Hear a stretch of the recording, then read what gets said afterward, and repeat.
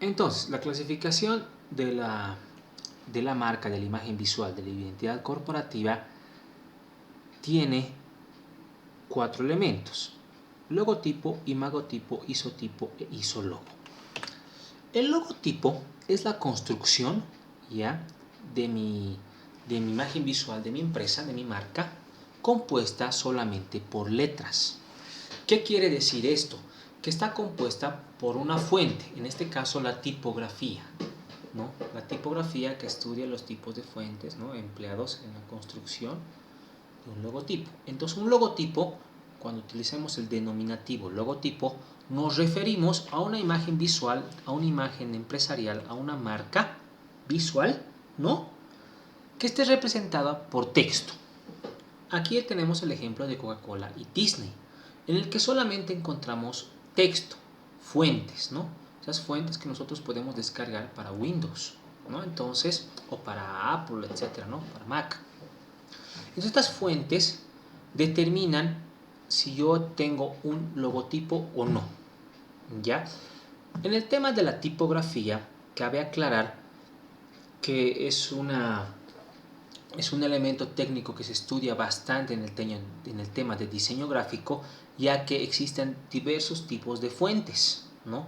Fuentes masculinas, fuentes femeninas, fuentes juveniles, fuentes serias, fuentes ejecutivas, caligrafía, etc. Es bien grande este mundo de la tipografía, que se lo estudia bastante en el tema de diseño gráfico, ¿no?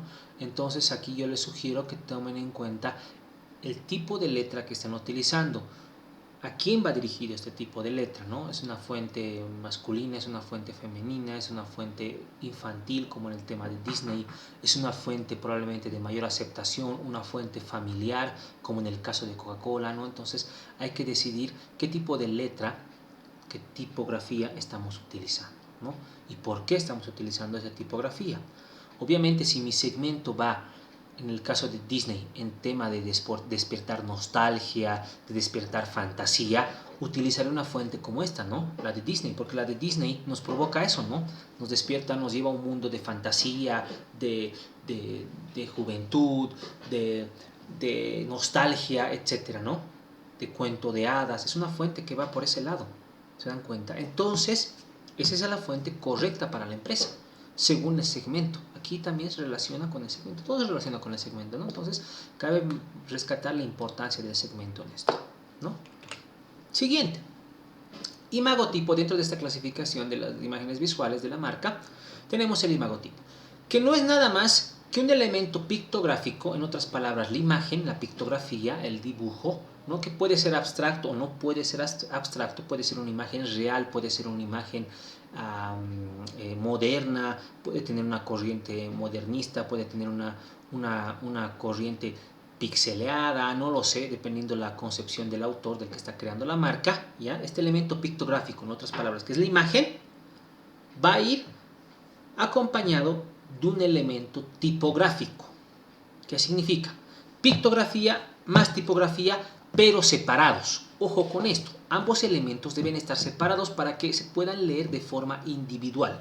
En este caso podría leer Adidas simplemente por las hojas abstractas que tiene, o directamente con la tipografía, con el texto que dice Adidas, ¿no? Lo mismo sucede con Huawei, lo mismo sucede con Adobe o Spotify, ¿no? Los puedo leer de forma separada, ¿no? Huawei, la parte abstracta, ¿no?, la pictografía, ese elemento de imagen que tiene, puedo leerlo de forma separada al texto Huawei, ¿no? Entonces, eso conforma un imagotipo. ¿Listo? En el tema del isotipo no es nada más que la pictografía, ¿no? Es un elemento visual, una imagen, ¿no?, que puede ser al igual abstracto o no abstracto, que se lee sin acompañamiento de la tipografía. Significa que no tiene texto, solamente es una imagen. En el tema de los isotipos, se sugiere utilizar elementos que sean grandes, que sean que puedan ser visualizados a distancia, ¿ya? Por eso por eso las empresas no utilizan imágenes reales, porque una imagen real, cuando lo utilizamos como marca y se vuelve pequeña, a la distancia no la puedo reconocer.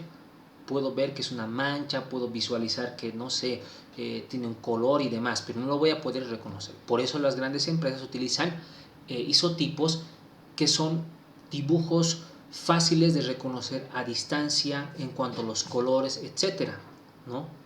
Claro ejemplo, Nike, por ejemplo, ¿no? Coloca simplemente el isotipo en las poleras del Barcelona.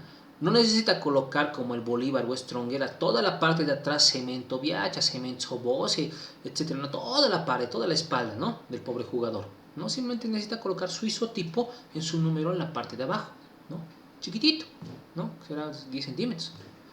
Y las cámaras pueden reconocer a la marca implícita dentro o como publicidad o como sponsors de un equipo de fútbol, y esto se acompaña a todo. Simplemente es una analogía, un ejemplo del poder de las marcas. Por eso deben tener este tipo de fuerza en el dibujo, ¿ya? Entonces el isotipo solamente es una representación gráfica, por si acaso, ¿no? Es solamente un dibujo, una pictografía, etcétera, ¿no? Sin acompañamiento de texto, ¿no? Sin pictografía.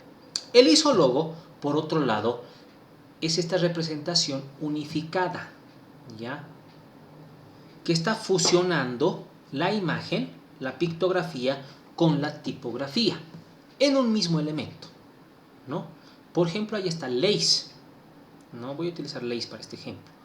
Lay's, vemos a la papita frita, el margen rojo, pero que si lo saco, ¿no? La parte de la pictográfica, el elemento de la imagen, Lay's no se puede leer porque las Lay's están en letras blancas. En un fondo blanco no se leería. Entonces, tiene que existir esa fusión, tienen que estar fusionados ambos, unificados, ¿ya? Lo mismo para Starbucks Coffee, el Harley Davidson, el BMW, hay muchos isólogos, ¿no? Entonces, esta es la clasificación básica, ¿no? De elementos, ¿no? Que van a conformar a nuestra marca. Logotipo, repito, imagotipo, isotipo e isólogo. Y ahora vamos a hacer un pequeño ejercicio donde van a participar ustedes.